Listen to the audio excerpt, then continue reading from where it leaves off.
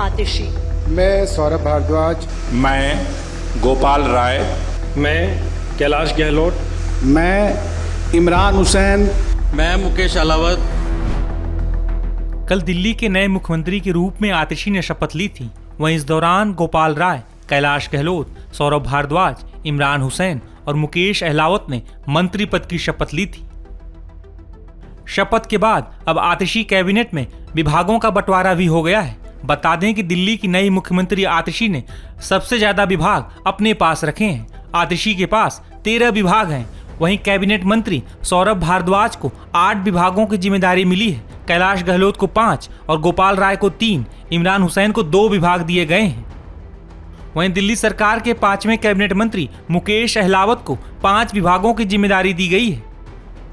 बता दें कि कल दिल्ली की मुख्यमंत्री बनने के बाद आतिशी ने अरविंद केजरीवाल को लेकर भी बयान दिया था। उन्होंने क्या कहा था, सुनिए। सबसे पहले मैं दिल्ली के बेटे, दिल्ली के इतिहास में सबसे लोकप्रिय मुख्यमंत्री अरविंद केजरीवाल जी, आम आदमी पार्टी के नेता, मेरे बड़े भाई और राजनीतिक गुरु अरविंद केजरीवाल जी का धन्यवाद करना चाहती हूं कि उन्होंने मुझ पर भरोसा किया और मुझे इतनी बड़ी जिम्मेदारी सौंपी, दिल्ली के लोगों की देखरेख की जिम्मेदारी सौंपी। लेकिन आज मैंने मुख्यमंत्री के तौर पे शपथ ग्रहण जरूर किया है, लेकिन ये मेरे लिए, हम सबके लिए एक बहुत भावुक क्षण है जब अरविंद केजरीवाल जी दिल्ली के मुख्यमंत्री नहीं हैं। अरविंद केजरीवाल जी वो व्यक्ति हैं जिन्होंने पिछले 10 सालों में दिल्ली की तस्वीर को बदल डाला, जिन्होंने पिछले 10 सालों में दिल्ली की आम लोगों की जिंदगी को बदल डाला। अरविंद केजरीवाल जी वो व्यक्ति हैं जिन्होंने दिल्ली में रहने वाले एक आम इंसान का, एक गरीब इंसान का दर्द समझा, उनके रोज रोज का संघर्ष समझा। उन्होंने समझा कि एक आम परिवार के लिए किस तरह से अपना घर चलाना मुश्किल होता है। अरविंद केजरीवाल जी वो व्यक्ति हैं जिन्होंने दिल्ली वालों को फ्री बिजली दी, 24 घंटे बिजली दी। अरविंद केजरीवाल जी वो व्यक्ति हैं जिन्होंने दिल्ली के सरकारी स्कूलों में पढ़ने वाले बच्चों का भविष्य बदल डाला, उनको जिंदगी में एक नया अवसर, आगे बढ़ने का अवसर दिया। अरविंद केजरीवाल जी वो व्यक्ति हैं जिन्होंने दिल्ली की महिलाओं को शिक्षा में, रोजगार में आगे बढ़ने का मौका दिया, फ्री बस यात्रा देके। अरविंद केजरीवाल जी वो व्यक्ति हैं जिनकी वजह से आज दिल्ली के लोगों को अपने परिवार के सदस्य का इलाज करवाने के लिए अपने गहने नहीं गिरवी रखने पड़ते, अपने घर नहीं गिरवी रखने पड़ते, क्योंकि सरकारी अस्पतालों में अच्छा इलाज होता है। वहीं आज दिल्ली के पूर्व मुख्यमंत्री और आम आदमी पार्टी के राष्ट्रीय संयोजक अरविंद केजरीवाल ने एक जनसभा को संबोधित किया। इस दौरान केजरीवाल ने अन्ना आंदोलन समेत कई मुद्दों को लेकर बयान दिया है। आज आप लोगों के बीच में आके बहुत अच्छा लग रहा है और आज यहां जंतर मंतर पे पुराने दिन याद आ गए। मेरे को आज भी याद है, तारीख भी याद है, 4 अप्रैल 2011 का दिन था जब आजाद भारत का भ्रष्टाचार विरोधी सबसे बड़ा आंदोलन, अन्ना आंदोलन, यहां जंतर मंतर से शुरू हुआ था। भ्रष्टाचार के खिलाफ आजाद भारत का सबसे बड़ा आंदोलन 4 अप्रैल 2011 को जंतर मंतर से शुरू हुआ था। 1.5-2 साल, कभी जंतर मंतर, कभी मुंबई, कभी रामलीला मैदान। लेकिन उस वक्त की सरकार भी बहुत अहंकारी थी, उन्होंने हमारी बात नहीं मानी, चैलेंज करते थे, चुनाव लड़के दिखाओ, जीत के दिखाओ, चुनाव लड़के दिखाओ, जीत के दिखाओ, कहते थे ना। हम तो छोटे से लोग थे, हमें तो चुनाव लड़ना नहीं आता था, और चुनाव लड़ने के लिए पैसा चाहिए, गुंडे चाहिए, आदमी चाहिए। हमारे पास तो ना पैसा था, ना आदमी थे, ना गुंडे थे, हम चुनाव कैसे लड़ते?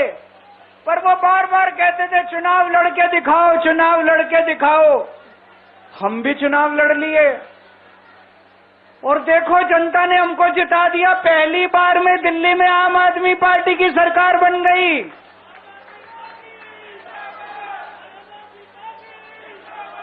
देश के अंदर हमने 2013 में चुनाव हुए थे, देश के अंदर साबित कर दिया ईमानदारी से चुनाव लड़े भी जा सकते हैं और ईमानदारी से चुनाव जीते भी जा सकते हैं।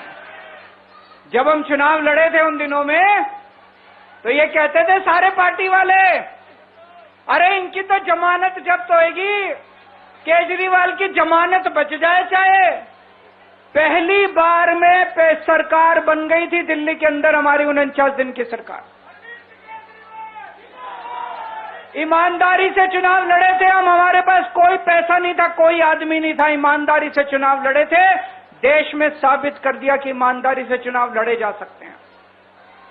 पिछले 10 साल से दिल्ली के अंदर हम लोग सरकार चला रहे थे, ईमानदारी से सरकार चला रहे थे, ईमानदारी से पैसे सरकार के बचा रहे थे और ऐसी ऐसी सुविधाएं दी हमने जनता को जो कोई कल्पना भी नहीं कर सकता।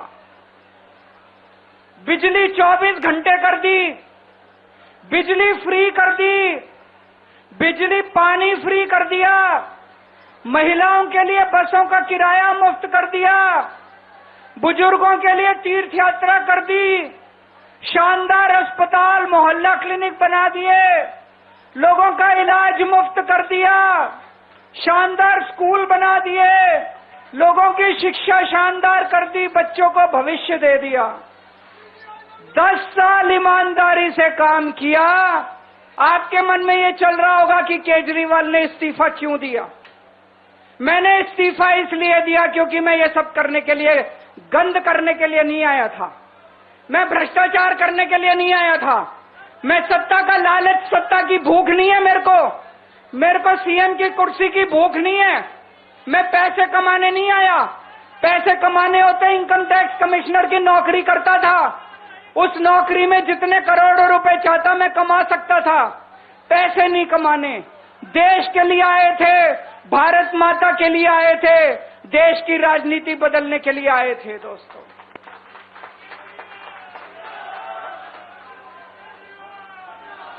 इन नेताओं को फर्क नहीं पड़ता, इन नेताओं की मोटी चमड़ी है, इनके ऊपर जितने मर्जी आरोप लग जाएं, इन नेताओं को फर्क नहीं पड़ता। दोस्तों, मैं नेता नहीं हूं, मेरी मोटी चमड़ी नहीं है, मेरे को फर्क पड़ता है। मेरे पे जब ये कीचड़ फेंकते हैं बीजेपी वाले, मेरे को जब ये चोर कहते हैं, मेरे को जब ये भ्रष्टाचारी कहते हैं, मेरे को जब ये गाली देते हैं, मेरे को फर्क पड़ता है। आज मैं बहुत दुखी हूं, आज मेरी आत्मा पीड़ित है, मैं अंदर से बहुत दुखी हूं और इसीलिए मैंने इस्तीफा दिया। मैंने अपनी जिंदगी में केवल इज्जत कमाई है, मैंने अपनी जिंदगी में केवल ईमानदारी कमाई है। मेरे बैंक में कोई पैसा नहीं है, मेरी पार्टी के बैंक में कोई पैसा नहीं है, मैंने केवल इज्जत कमाई है। आज 10 साल के बाद जब मैंने इस्तीफा दिया है, थोड़े दिन में मैं सीएम का बंगला छोड़ दूंगा। आज दिल्ली के अंदर मेरे पास घर भी नहीं है रहने के लिए। दरअसल दिल्ली में कुछ महीने बाद ही विधानसभा चुनाव होने हैं। उससे पहले अरविंद केजरीवाल का इस्तीफा और आतिशी को मुख्यमंत्री बनाना आम आदमी पार्टी का एक राजनीतिक दांव भी माना जा रहा है।